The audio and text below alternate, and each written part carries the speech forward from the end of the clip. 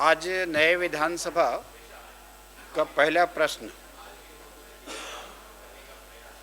महिला बाल विकास मंत्री जी के द्वारा जो जवाब दिया गया, मुख्य प्रश्न ये था कि 2020 से 2023-24 के बीच में स्कूल और कॉलेजों के लिए महिला बाल विकास के द्वारा सैनिटरी नैपकिन वेडिंग मशीन और इंसिनरेटर मशीन, जिसे भस्मक मशीन कहा जाता है, 45 करोड़ की खरीदी की गई।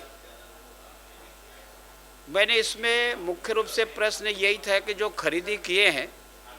मशीन अभी भी जो बंद पड़े हुए हैं, मशीन बेकार हो गए हैं, खराब हो गए हैं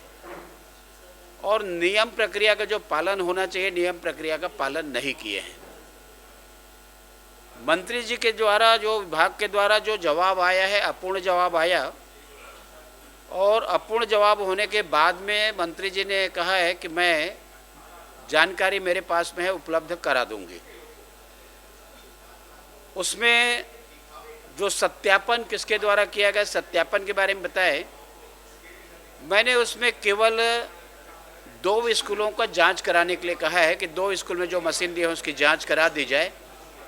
और जांच करा करके वस्तु स्थिति प्रदेश के पता लग जाएगा। मंत्री जी ने स्वीकार किया है जांच कराने के बाद को कि हम 2 स्कूलों की जांच कराएंगे,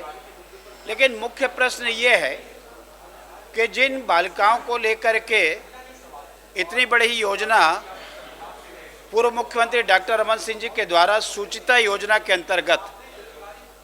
उनकी सुरक्षा के दृष्टिकोण से योजना बनाई गई और उस योजनाओं में जो खरीदी में पूर्व सरकार जो कांग्रेस की रही है उनके द्वारा पलीता लगाने का काम किया गया और 45 करोड़ रुपए की जो खरीदी हुई है उसमें अफरा तफरी की गई और क्वालिटी जो मेंटेन होना चाहिए वो हुआ नहीं। इस बात को लेकर के आज प्रश्न लगाए थे, आधी अधूरी जवाब आई है, लेकिन इस बात को उन्होंने स्वीकार किया है कि 2 स्कूलों की जांच कराएंगे। और मुझे लगता है ये जांच करने के बाद में सारी स्थिति साफ हो जाएगी कि कितना उनका क्वालिटी है और कितना उन्होंने जो मेंटेन किया है जो एग्रीमेंट है उसके अनुसार से। और इस प्रकार से आज नए विधानसभा में आने के बाद पहला प्रश्न और पहले प्रश्न में खास करके जो छात्राओं की चिंता को लेकर के हमने लगाया और उस बात को उठाई है, तो मैं ऐसा समझता हूं कि आने वाले समय में इससे सुधार होने की संभावना है और जो गड़बड़ियां हैं वो गड़बड़ियां भी रुकनी चाहिए और जो गड़बड़ियां हुई है उस पर जांच भी होनी चाहिए। तो जांच कराएंगे तो इस बात का सारा भेद खुलेगा और उसके ऊपर भी कार्रवाई होगी।